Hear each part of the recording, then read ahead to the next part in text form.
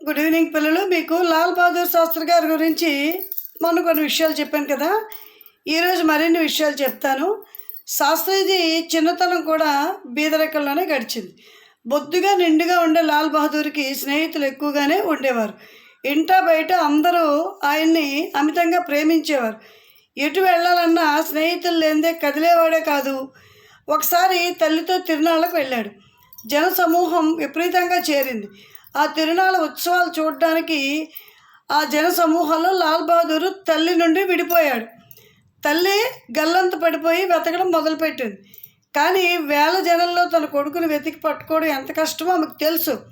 విషన్న హృదయంతో దిక్కు తోచక ఒక చిలక జోస్యం చెప్పే చోట తన కుమారుడు దొరుకుతాడా లేదా అనేది తెలుసుకుందామని పావలవ పరకో ఇచ్చి జోస్యం అడిగింది. లాల్ బహదూర్ కూడా తల్లి కోసం వెతికి వెతికి విసిగి వేసారి చివరికి ఆ జ్యోతిష్యుడి వద్దకే చేరాడు. కానీ జేబులో డబ్బులు లేవు. డబ్బులు లేకుండా ఎవరు మాత్రం ఎలా ఊరికే చెప్తారు.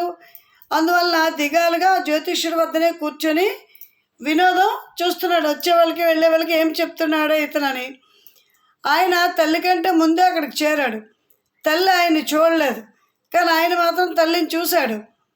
తల్లి జోస్యం అడగడంతో జ్యోతిష్కుడు ఏం చెప్తాడా అని చూద్దామని ఉత్కంఠతో శాస్త్రి కూడా చూస్తున్నాడు. ఏం జరిగిందో రేపటి ఎపిసోడ్లో చెప్తాను.